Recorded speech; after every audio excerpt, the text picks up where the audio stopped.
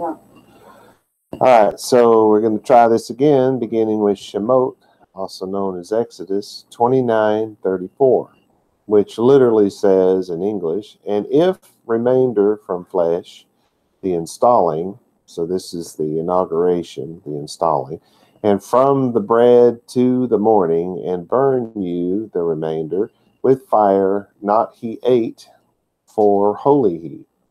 There's a lot that's made of the tense given in Hebrew, and the way they use tense is so different than the way the West uses it that the West is better off not even trying to figure out the tense. If they use past tense, it doesn't mean that it actually is past tense. And if they use future tense, it doesn't mean that it's actually future tense. It means very little in our understanding as English-speaking people, and you're better off without it. Honestly, I really believe you're just better off without it, because we're trying to make something out of nothing. You know, the grammarians that are trying to do these things, you know, trying to make something out of nothing. And the other, he jumped out of my head. I'll move on. So anyway, it starts off with ve'im, which just means and if. Yivater, the remainder, that which is redundant. And the image is like when you put up a tent. Remember when this is a primitive language, so it goes way, way back in the olden days, if you will, back when Rich was young. And I'll help myself out. So they would tie a rope to set up a tent, you know, and to hold the skins is what they used back then on. And that little extra after you tie the knot that's left over, that's the remainder, the leftover. And so it basically means the same thing that we would think of in English. Then it says, mi basar, that's from the flesh. So if there's leftover from the flesh, in other words, you've made this sacrifice, which we really ought to call barbecue in the Western world, so people understand that they're not just, you know, chopping up animals and having this bloody gore fest and leaving it there for the wild animals to eat. No, this is a barbecue. They're cutting it up, they're eating it. But it's saying if there's some of this left over, the whole thing wasn't eaten. Then it says ha miluim, the installing. So this is the meat of the installing. We're not talking about another sacrifice. We're not talking about something somebody made on the side. You know, somebody decided, you know, their kids had chicken because they're not Levites and weren't part of this, right? So being real sure that, you know, it's this particular sacrifice.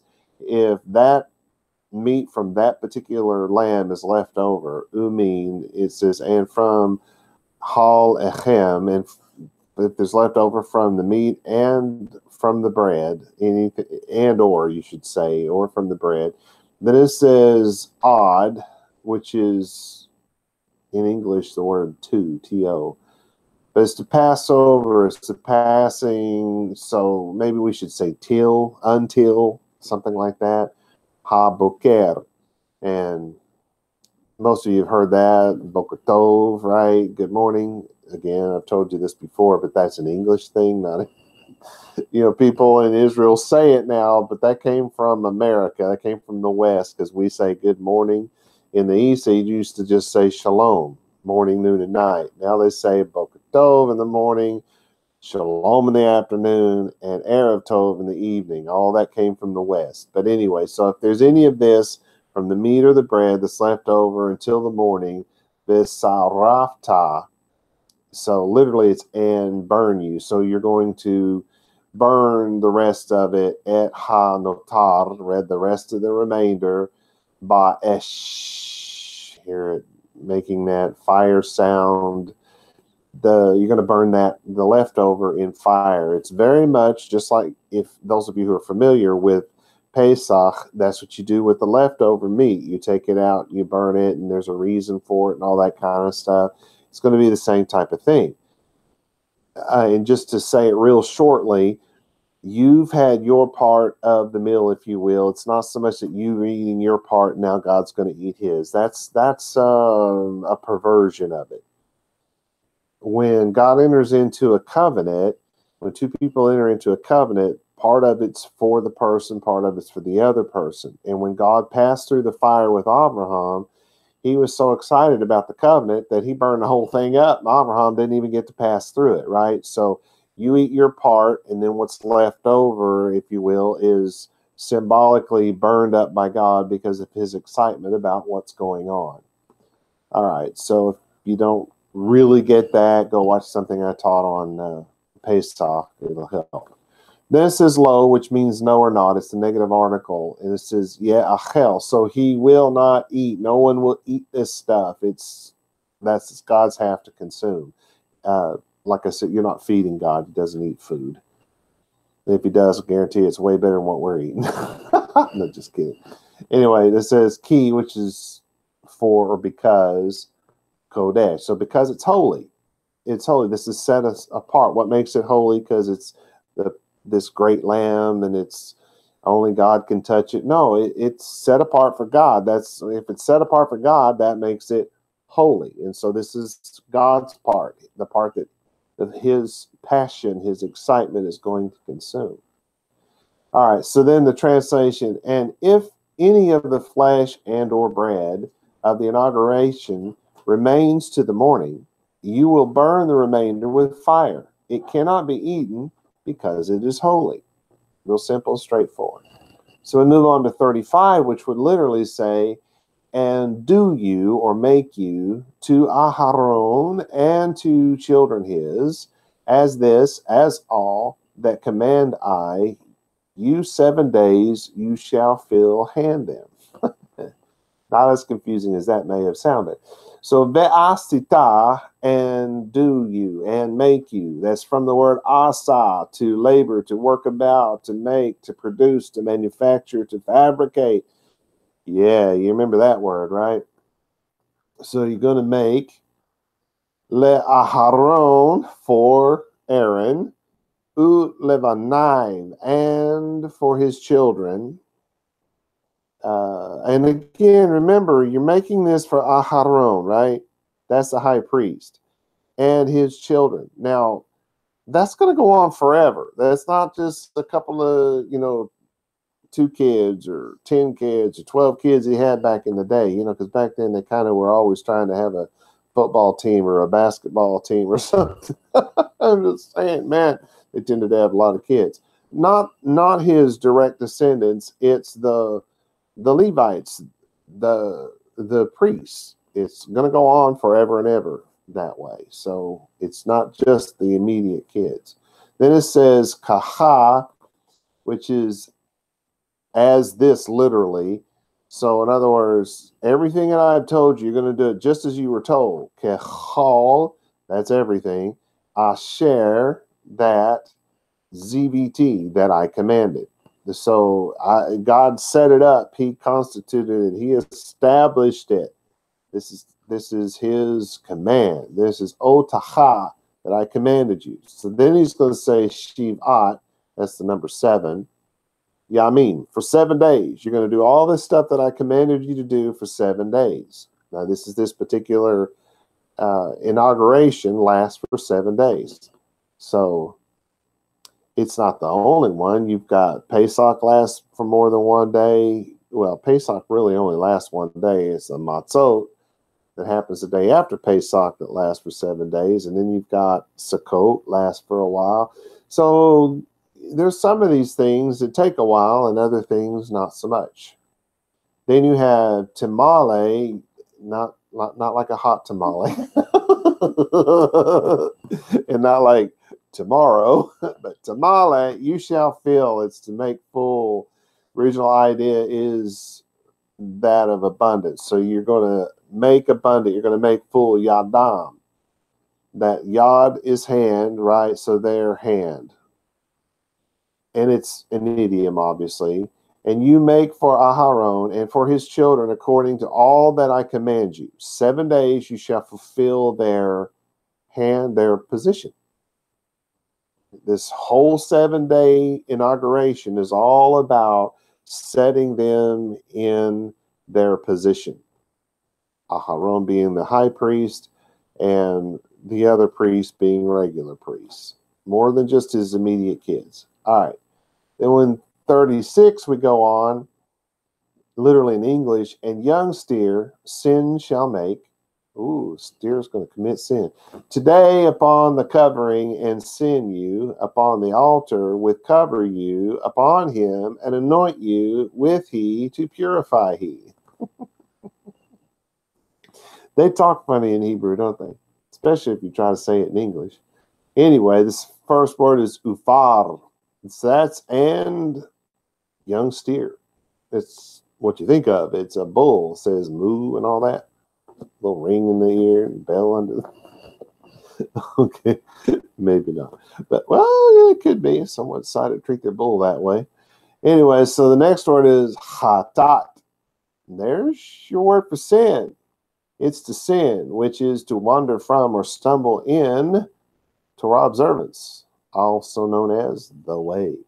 The way is Torah observance for all of those who don't know. How do we know that? Well, because God laid out his law, and the people said, we will follow, we'll do what you say. So Moshe goes up and he writes it all down, because it was a verbal agreement initially. And so he goes up to write it so that they can make it a written agreement. And by the time he gets back, they've made himself a golden cow, and they've been worshiping the cow, and they've done all this stuff. And what did God say? They have turned quickly from... And what had God given them? He had given them the Torah verbally. They have turned quickly from the way, or the path. So the way, the truth, the life, that's Torah observance. It's not just the Torah, it's Torah observance. Just saying.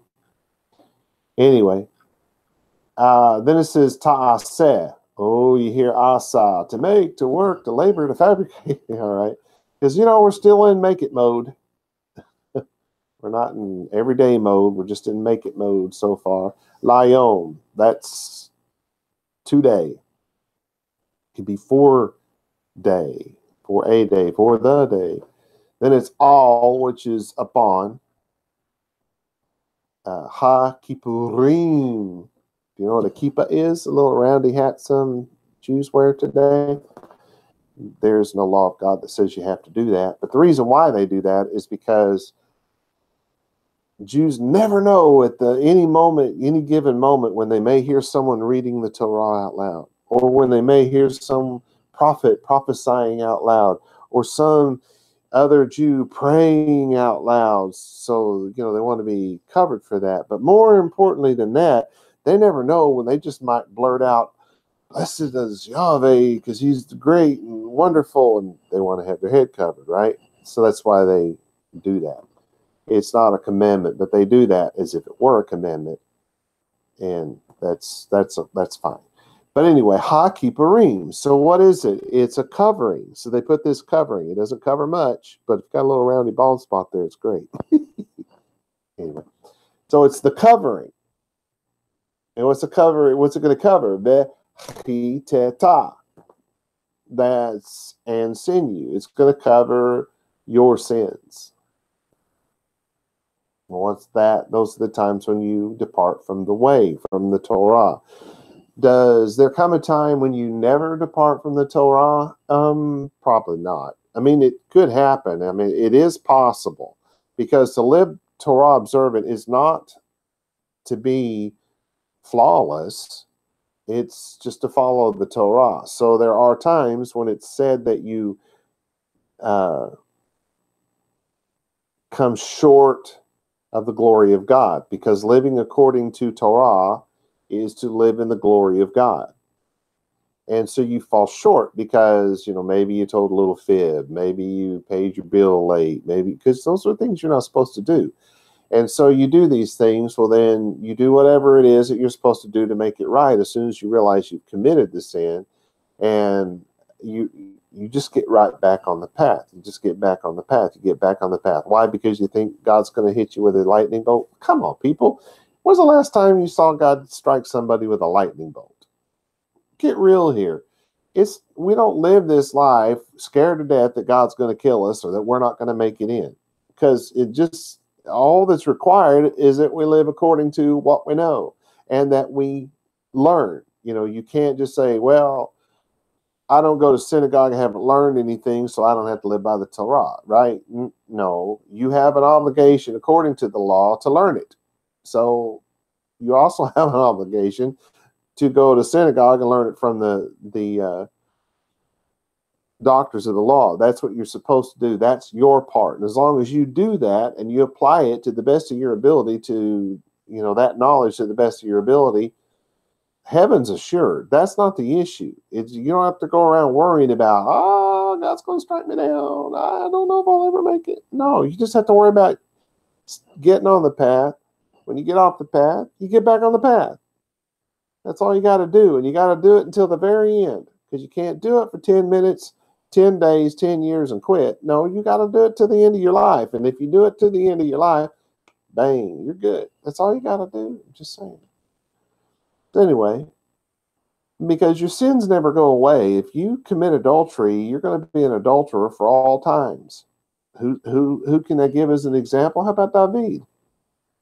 He's still an adulterer. He's never going to get away from that. He's still a murderer. Moshe is still a murderer. But the sin can be covered over in that there is forgiveness from God if you follow certain things. You've got to find a covering. And so these men have sin in their life. They fall short. And this is the big wigs. They fall short. So they got to have some covering for their sin. So it's all which is upon. Then our next word, hamitz be'ach. That's the altar.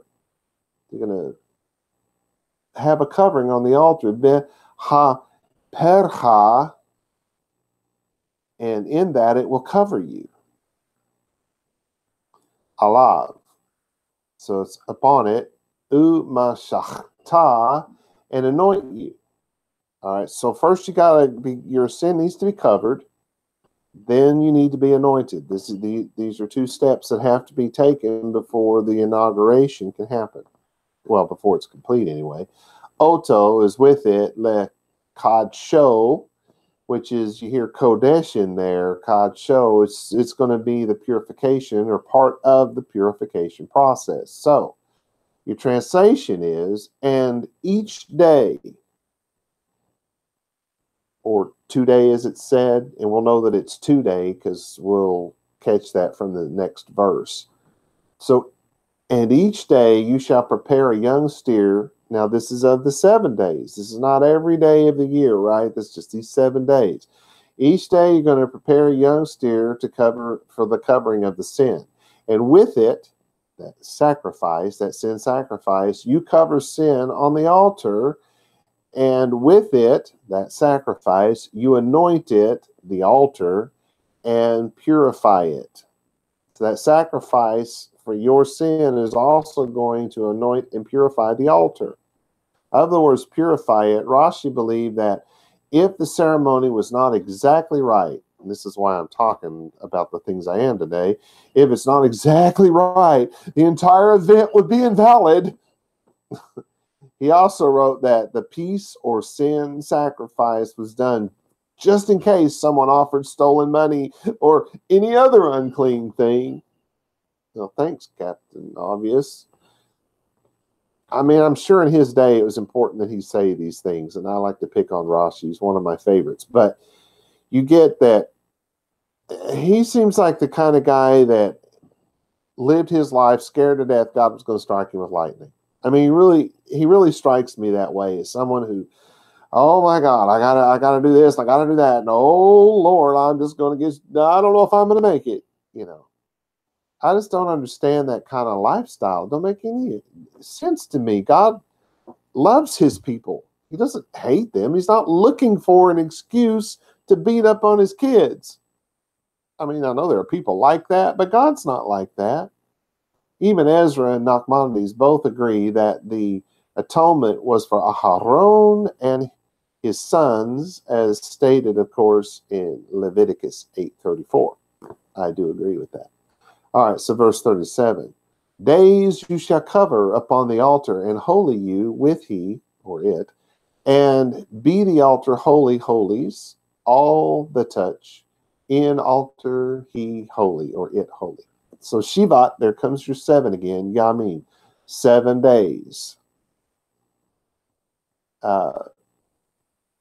Techaper, you shall cover. There's your kiper, kippah. There's your covering. You're covering something over. And what's being covered over? The sin. But you're covering over all, which is upon. It's telling you what you're going to put it on. Ha meets be'ach. That's the altar. Means be'ach is altar. You put ha in front of it. It's the altar. All right. Then it's ve kidashta. You hear kodesh in there? Maybe not so much, but that's your fundamental word. And holy you. So this is a purification, making of someone or something holy. Oto rather, with it, vehaya, and it will be. Hamizbah, the altar, kodesh, the altar will be holy. So there's a purification process for the high priest and the regular priest and the altar itself. And so it says Kadashim. So you had Kodesh, which is holy, Kadashim, holies. It's holy than holies. You heard the holy of holies, right? Holy and holies. Kol, that's all, everything. Ha, no ge'ah, all that touch. Everything that touches it must be holy. Touches what? Ba meets ba'ach. Everything that touches the altar must be holy. Yikdash, and that's, it is holy. All right, so your translation.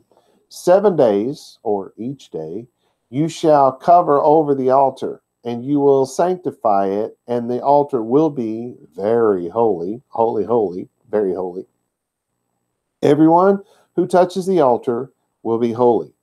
Everyone who touches the altar will be holy. Of those words, even Ezra and Rashbam clarified that these words are saying that no one who is unclean is allowed to touch the altar.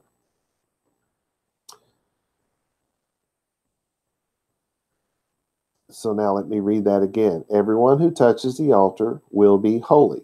Now they're clarifying that everyone who touches it must be holy. Everyone who touches the altar will be holy, right?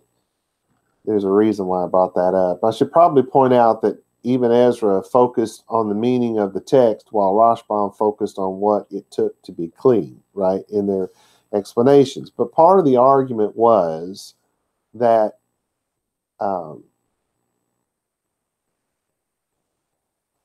if they did these things, then basically anybody on the planet could go in and touch the altar, and the altar would make them holy. Oh my gosh. And there was a lot of that being said. You're like, okay, so Hitler could have just walked up and touched it and he's holy now? No, you don't take the unclean and touch the clean and make the unclean clean. When the unclean touches the clean, what happens? The clean becomes unclean.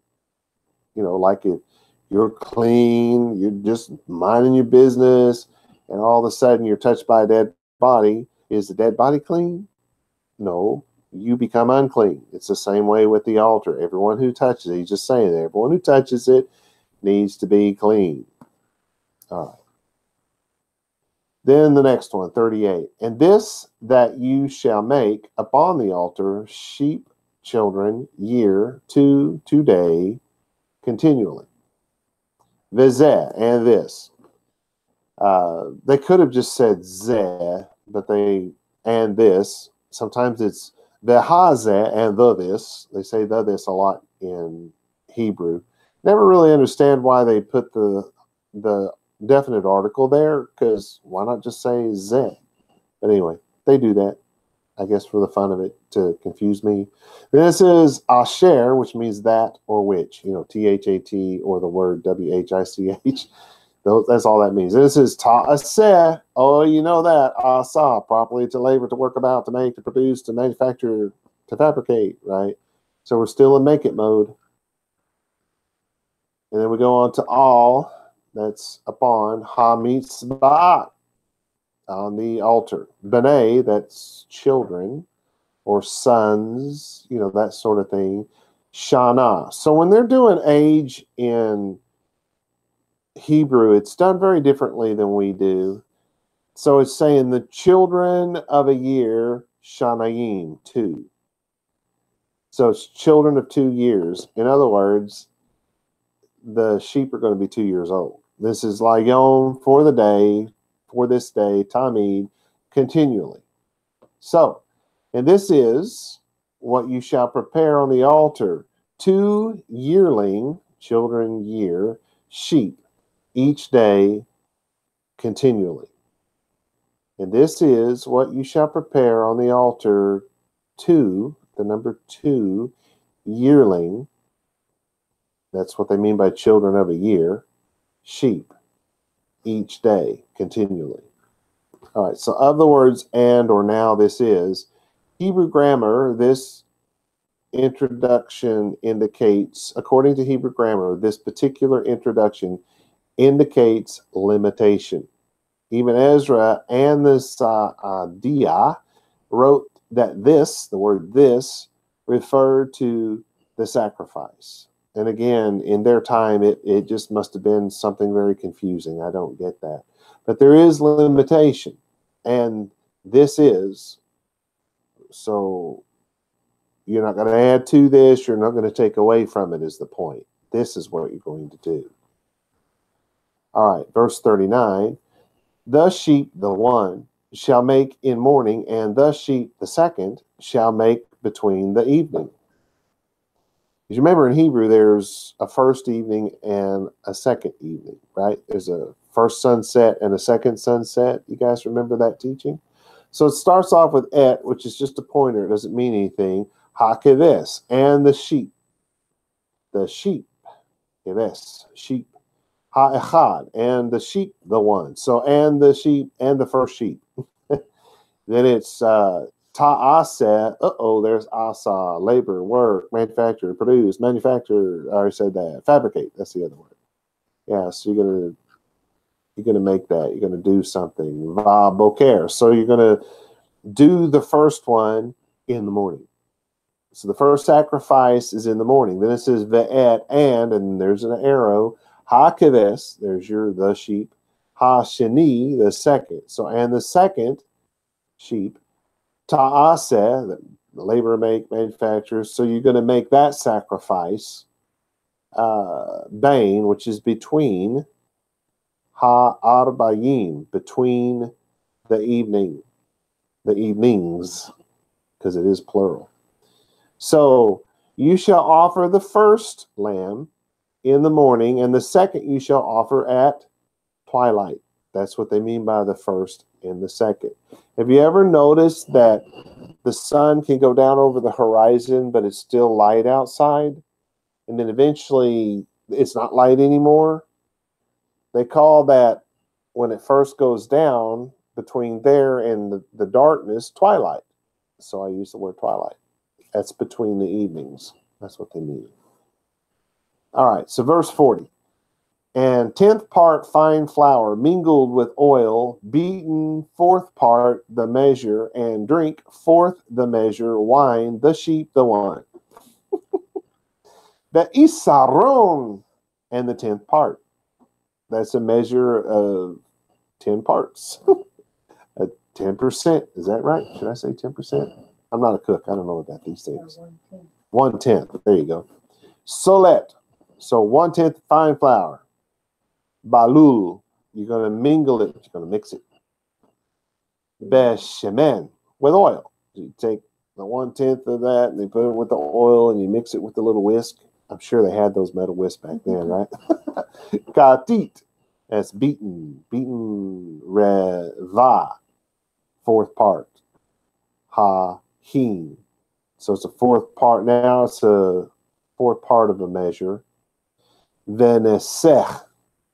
That's a libation. It's a drink offering. It's liquidy. Revi'it. 4th. Ha-hin, the measure.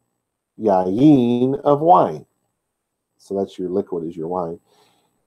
La keves, the sheep. Ha-echad, the one. So, What's that say? Well, it's saying that, and a 10th part of fine flour mingled with a 4th part of a hin of beaten oil and a drink offering of a 4th part, which is of a hin. That's what they mean by that. Measure of wine with the first lamb.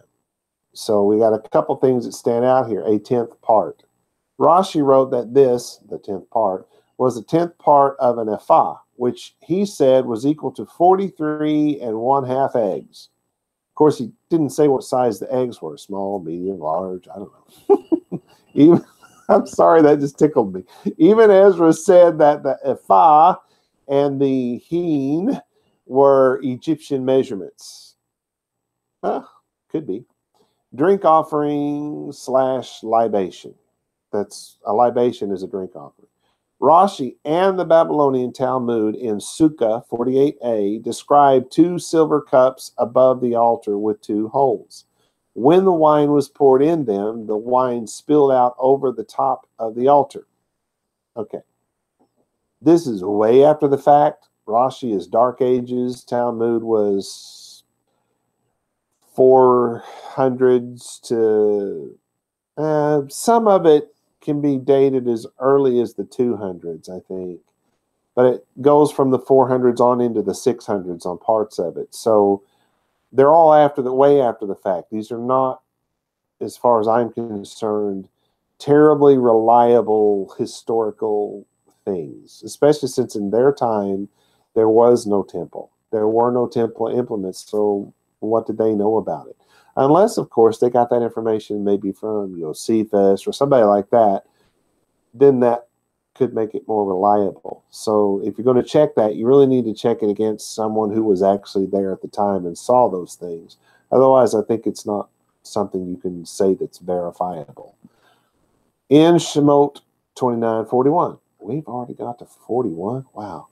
It says in English, and the sheep the second shall make between the evening as gift the morning, and as drink shall make to her to soothing burnt offering to Yahweh. So most of it's actually it's the same words. Ve'et, and then it's a pointer, ha-keves, the sheep, ha-sheni, the second. So, and the second sheep, ta'aseh, you will make this offering, right? Bain, remember that? Between ha'arbayim, between the evenings, so at twilight. Kemin chat, that's as a gift, as an offering. Haboker, the morning. So as the offering the morning. Now we're talking about making a second one in the evening. What do they mean as the morning? They mean you do it exactly the same way as the one you did in the morning. They're both exactly the same. Then it says, U chenis ha, and as a drink, ta'aseh, you shall make. So it's saying that you do the meat offering is done exactly the same way. And now it's saying the the drink offering is done exactly the same way. So you're going to absolutely repeat in exact same order, exact same way. The twilight offering is done exactly like the morning offering. That's all they're saying. Then it says law, it's to it, le reach, to soothing. It's an odorous scent which anything exhales or emits. So as you're cooking this meat, you know how the scent wafts into the air and you can smell it and it makes you hungry? And then the libation offering, I've never done one of those, so I don't, I know that when you pour some things on the fire, you know how the fire will go. You pour that stuff on the food, it goes up. But anyway, I don't think that the libation offering does the same thing as the meat offering, but it does have the smoke and the steam and whatever, all of that's going upward. It's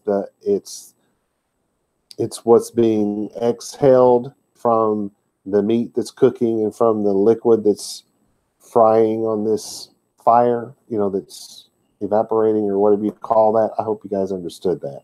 So it's the next word is the same word, nichoach, which is the same word, believe it or not.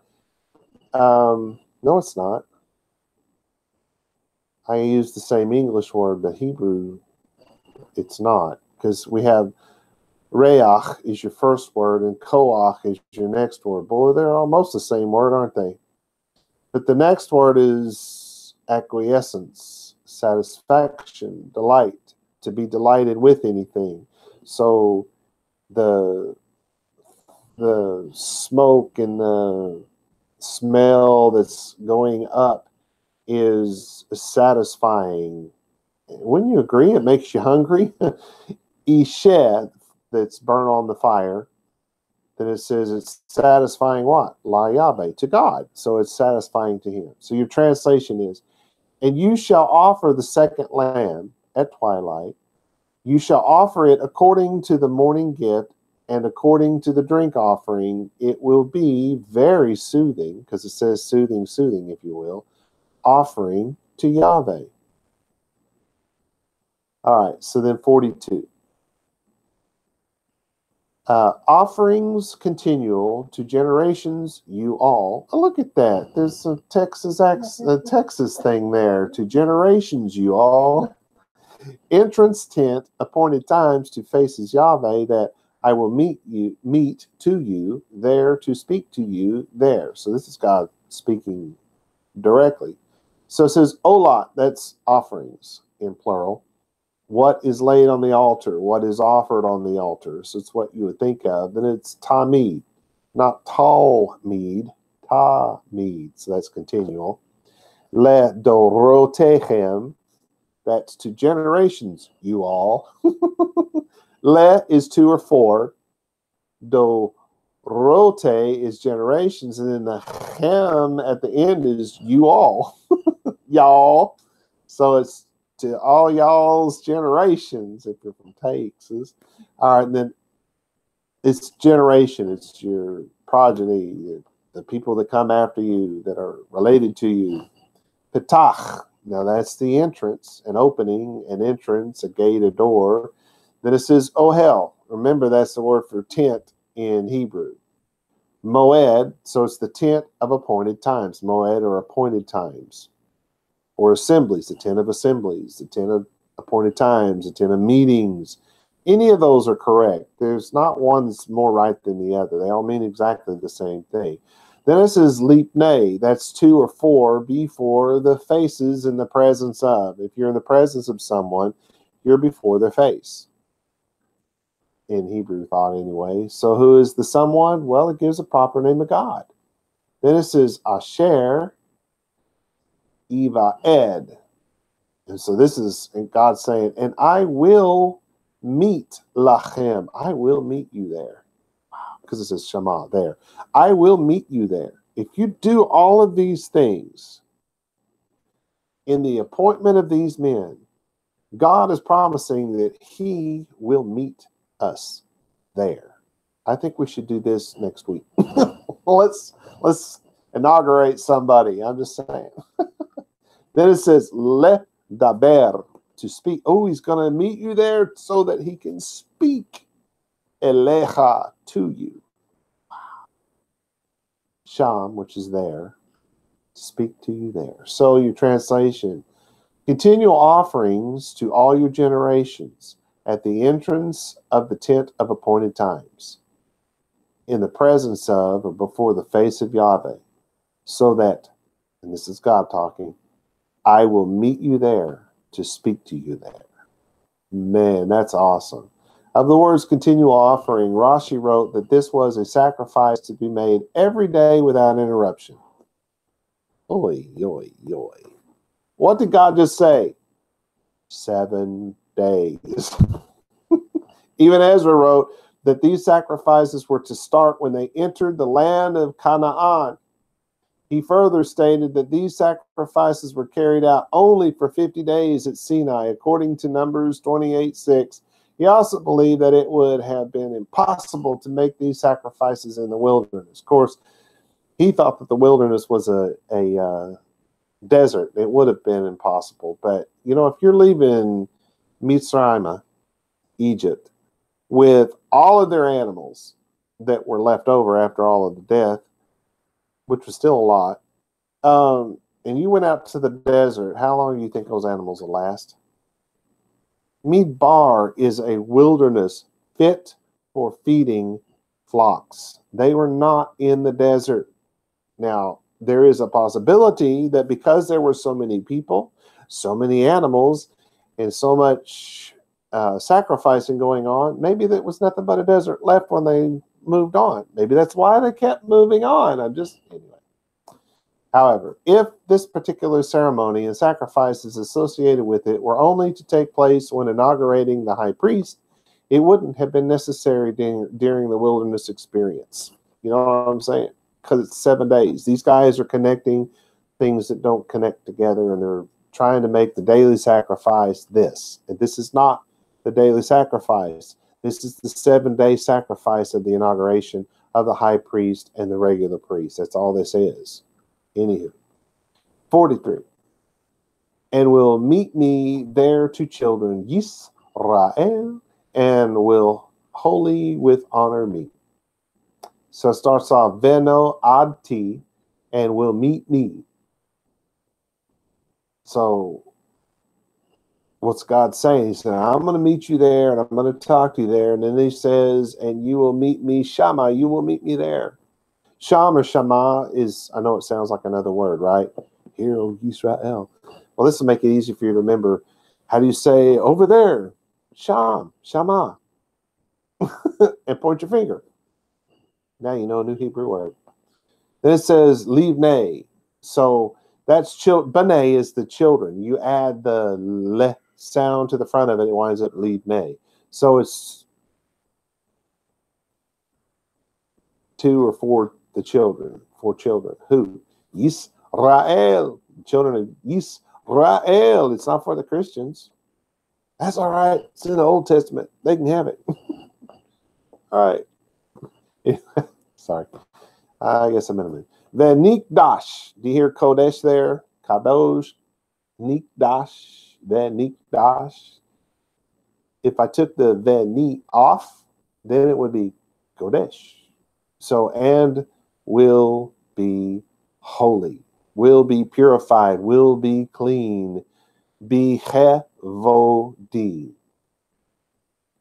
with honor, with my honor. They will be holy in showing this honor to me, right?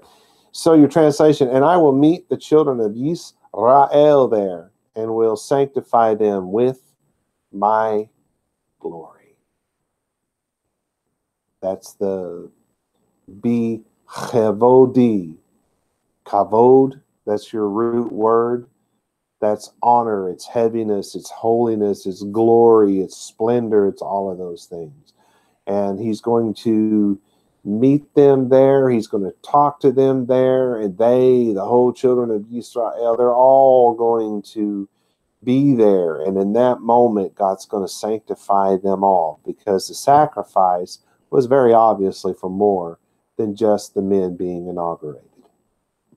Pseudo said that the idea of sanctification by God's glory was like saying, when I reveal myself to you. I don't remember why I put that there.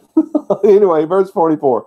And holy be, tent appointed times, and the altar, and Aharon, and son his, I will wholly to serve as priest to me. The kidoshti, here kadosh in there, and holy me literally. So that's purifying, cleansing. It'll be holy to me, or I will purify. Can be that. Et, which is the pointer, ohel, the tent. So the tent will be either purified by God, or it is holy to him. So it's Ohel Moed, the tent of meetings, the tent of the appointed times, the whatever else we call it. Then this is Hamis Be'ach, the altar. The Et and Aharon. So you got the tent being purified, the altar being purified, Aharon being purified, Banav and his sons being purified. There's a lot of purity going on here. Kadesh. I know you hear Kodesh there. They've added the olive to the front of the word. So it's I will make holy. I will purify it. I will purify it. Lechahen. To service as priest, or to serve as priest. So for the service of the priesthood, it can be that way. Then it says li, to me.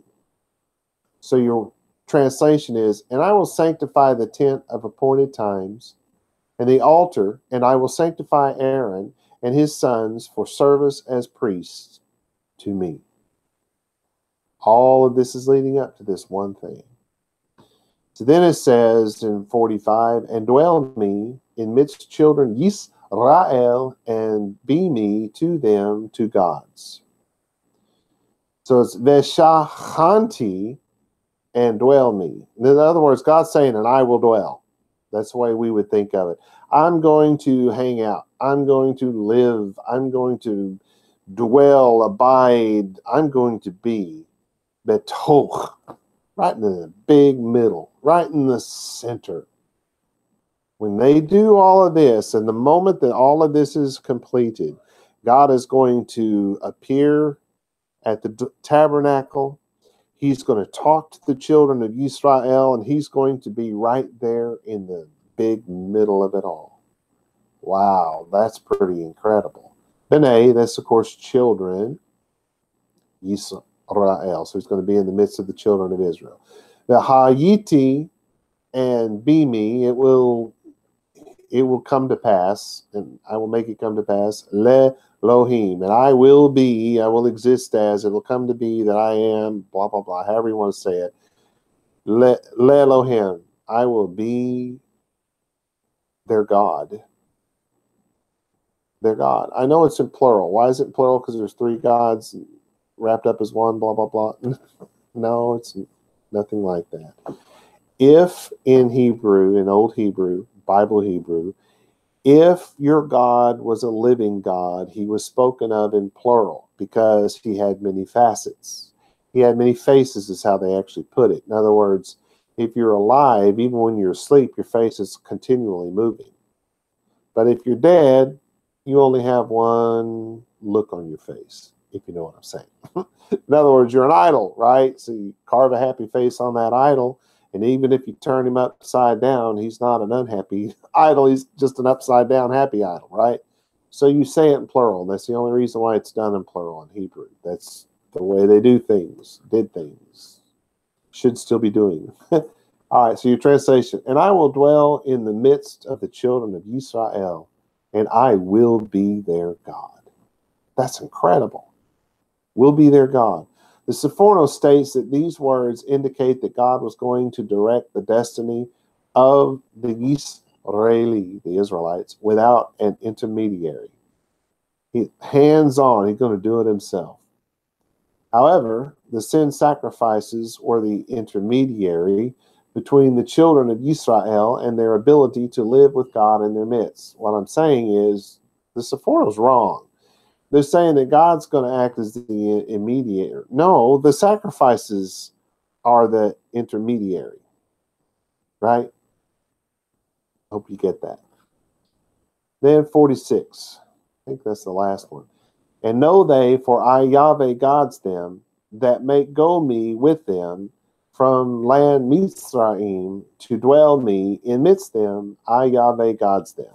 Which is funny because he's saying that he drug them out of the land of Mitzrayim, and the whole time that they were in their sin, he was telling Moshe, you brought them out of there.